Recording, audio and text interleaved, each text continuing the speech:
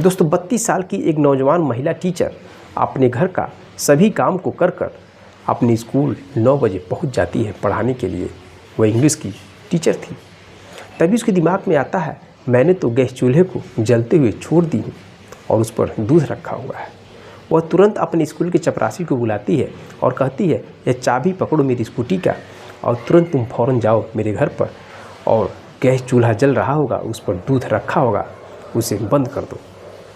दोस्तों चपरासी जैसे पहुंचता है तो देखता है कि उस घर में दूध जल चुका है और उसका स्मेल पूरे रूम में फैल चुकी है। तभी वो अपनी नज़र जब उस घर में दौड़ाता है तो उसे एक कहानी मालूम चलता है, जिसे जानकर दोस्तों आप भी बहुत ही भावुक हो जाएंगे। मेरे दोस्तों क्या है कहानी, जानने से पहले अगर पहली बार मेरे चैनल पर आए हैं तो चैनल को सब्सक्राइब और वीडियो को लाइक जरूर कर दीजिए, ताकि मेरा हौसला बढ़ता रहे और मैं आपको इसी तरह की अच्छी अच्छी कहानियाँ सुनाता रहूँ। नमस्कार दोस्तों, मैं हूँ संतोष, आप सभी का स्वागत करता हूँ अपने इस यूट्यूब चैनल में। दोस्तों आज की सच्ची घटना उत्तर प्रदेश के श्रावस्ती ज़िले की है। गीता नाम की एक महिला टीचर होती है जिसका उम्र 32 साल होता है और वह एक इंटर कॉलेज में इंग्लिश की टीचर थी। उस स्कूल से लगभग 10 किलोमीटर की दूरी पर उसका मकान होता है, जो कि भाड़े का होता है। वहाँ से वह डेली अपने स्कूटी से स्कूल आती थी जाती थी। एक दिन जब वह घर का सभी काम को कर कर अपने रूम से स्कूल पहुँचती है पढ़ाने के लिए, तभी उसके दिमाग में आता है कि मैंने तो जो घर में गैस चूल्हा है उसको जलता हुआ छोड़ दी हूँ और उस पर दूध रखा हुआ है। तुरंत दोस्तों वो अपने स्कूल के चपरासी को बुलाती है और कहती है कि ये मेरी स्कूटी का चाबी है, इसे लो और तुरंत मेरे घर पहुँचो। मेरे घर में गैस चूल्हा जल रहा होगा और उस पर दूध रखा गया होगा। दोस्तों चपरासी चाबी लेता है मैडम के हाथों से और उनका स्कूटी ले करके तुरंत पहुंच जाता है, क्योंकि स्कूल से लगभग 10 किलोमीटर की दूरी पर उनका जो कि मकान था। दोस्तों जैसे वहाँ पे वो पहुँचता है वैसे देखता है कि गैस चूल्हे पे एक पतीला रखा हुआ है, उसमें दूध है और दूध जल चुका है। उस दूध का स्मेल पूरे रूम में फैल चुकी है। वह तुरंत इधर उधर नज़र दौड़ाता है और उस गैस चूल्हे को बंद कर देता है। तभी उसकी नज़र उस मैडम के रूम पे बढ़ती है, जिसे देखकर वह हैरान हो जाता है। वो देखता है कि 70 से 80 हज़ार जिनकी सैलरी है वो बहुत साधारण तरीके से रह रही है। एक सिंगल सा बेड रखा हुआ है रूम में और जिस पर एक पतला सा बिस्तर है।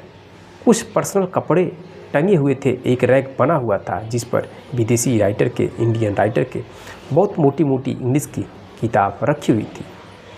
वह जब बर्तन को देखता है तो बर्तन पूरी तरीके से जल चुका था। अब वो सोचता है कि मैं क्या करूं, कैसे इस बर्तन को छोड़कर जाऊं।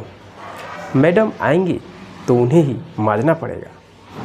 दोस्तों संकोच में पड़ जाता है, फिर सोचता है कि चलो मैं ही साफ़ कर देता हूं, क्योंकि स्कूल पर चाय पानी तो मैं ही देता हूं और 1 लीटर दूध उसमें पूरी तरह से जलकर राख हो चुकी है, तो किसी तरीके से उसे पूरे तरीके से साफ़ कर देते हैं। चूल्हा वगैरह साफ़ करता है और इत्मीनान से फिर उनके बेड पर बैठ जाता है। तभी देखता है कि एक फ़ोटो एल्बम वहाँ पर पड़ा हुआ था। वह उत्सुकता से उस एल्बम को देखने लगता है, क्योंकि मैडम की ज़िंदगी के बारे में किसी को कुछ पता नहीं था। वो स्कूल के स्टाफ से भी बहुत कम बातें किया करते थे और जहाँ पर कमरा लेकर रहती थी वहाँ पर भी किसी से कोई भी मतलब नहीं रखती थी। वो अपना सारा काम खुद ही करती थी, किसी को भी उनकी ज़िंदगी के बारे में बहुत कम पता था। वह जब एल्बम को खोल के पढ़ने लगता है तो देखने लगता है कि उसमें उनकी जो तस्वीर आती है वह हैरान करने वाली थी। 5 साल पुरानी जो तस्वीर थी उसमें गीता बहुत ही हसीन, बहुत ही खूबसूरत थी। जब उनकी उम्र करीब 25 से 26 साल की थी तो बहुत ही खूबसूरत दिख रही थी। उनके साथ एक लड़के की तस्वीर होती है। बहुत तस्वीर में दोनों काफ़ी क्लोज होते हैं। ऐसा लग रहा था कि जैसे दोनों गर्लफ्रेंड बॉयफ्रेंड जैसे, क्योंकि बहुत ही खुश नज़र आ रहे थे। मोहित जो है कि उसको देखने लगता है, हैरान रह जाता है कि यह वही गीता है। अब दोस्तों मोहित जो है कि फ़िलहाल बर्तन वगैरह साफ़ कर चुका था। वो फ़ोटो एल्बम को देखकर पलटकर फिर बंद कर देता है और वहीं पर रख देता है जहाँ पर वह रखा हुआ था। उसके बाद फिर ताला मारकर स्कूल चला जाता है और मैडम के सामने जाता है तो मैडम बोलती हैं क्या हुआ?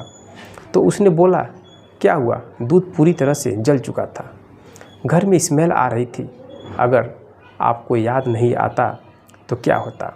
दोस्तों मोहित गीता को चाबी दे देता है, फिर दोनों अपने अपने काम में लग जाते हैं।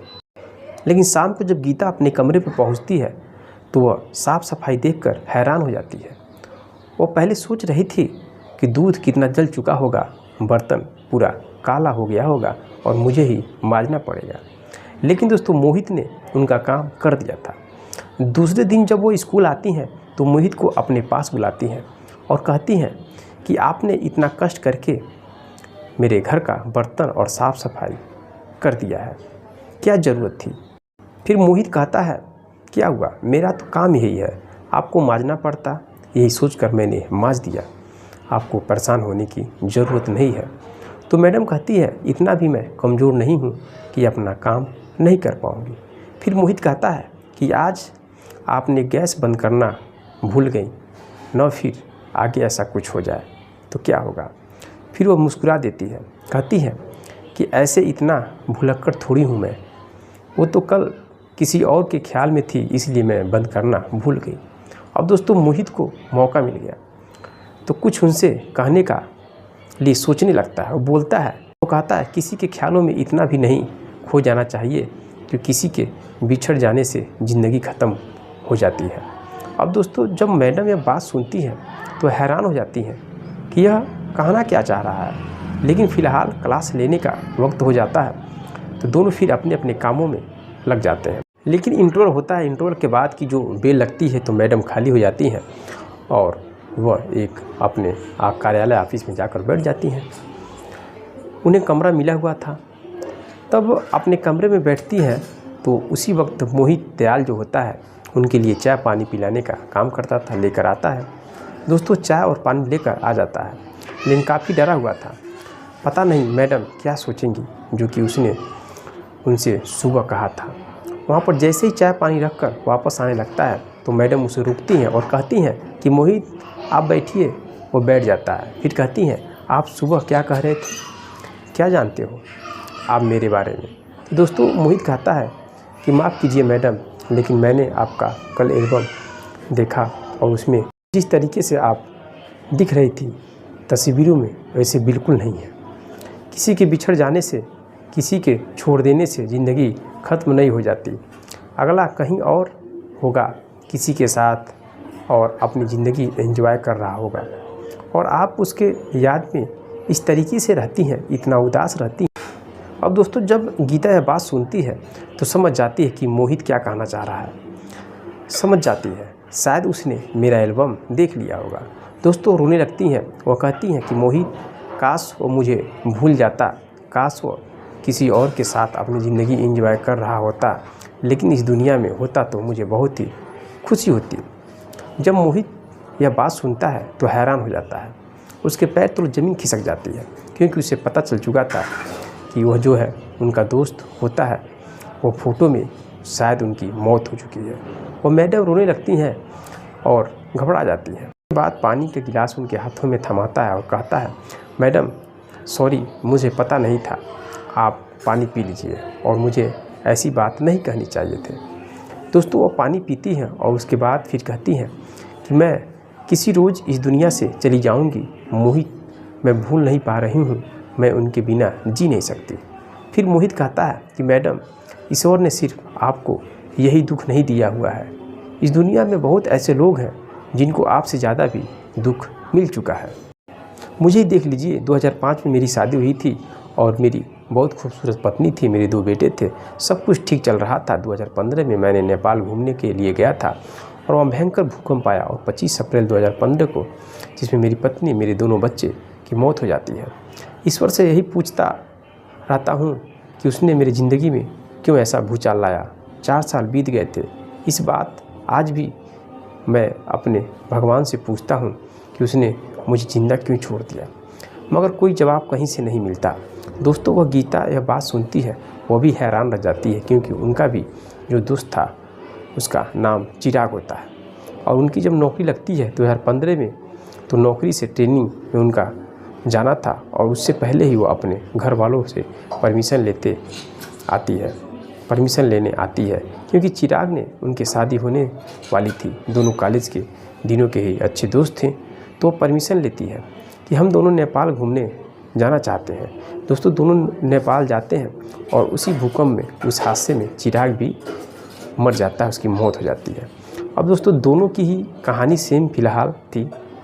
दोनों एक दूसरे को चुप कराते हुए नज़र आते हैं, तसल्ली देते हैं और उसके बाद दोनों का जो ज़िंदगी है वो नज़रिया कुछ अलग हो जाता है।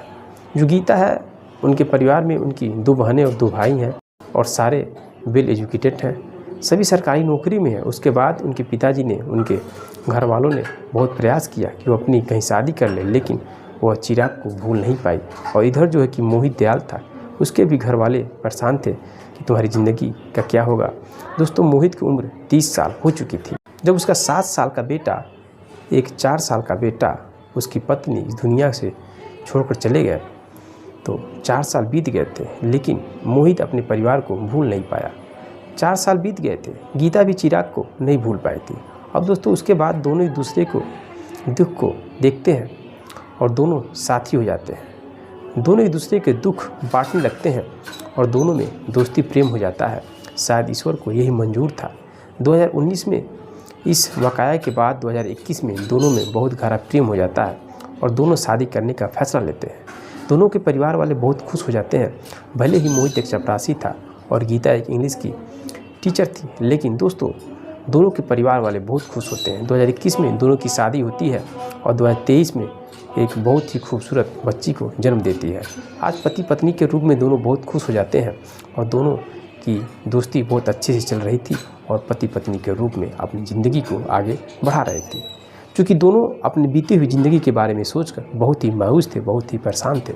इस वजह से उन दोनों की ज़िंदगी में एक अच्छे नई ज़िंदगी की शुरुआत होती है। दोस्तों क्या वह टीचर और क्या वह चपरासी दोनों ने सही किया है या गलत किया एक नई ज़िंदगी की शुरुआत करके? कमेंट बॉक्स में कमेंट जरूर करिएगा। मिलते हैं नेक्स्ट वीडियो में नेक्स्ट कहानी के साथ। तब तक के लिए जय हिंद, जय भारत।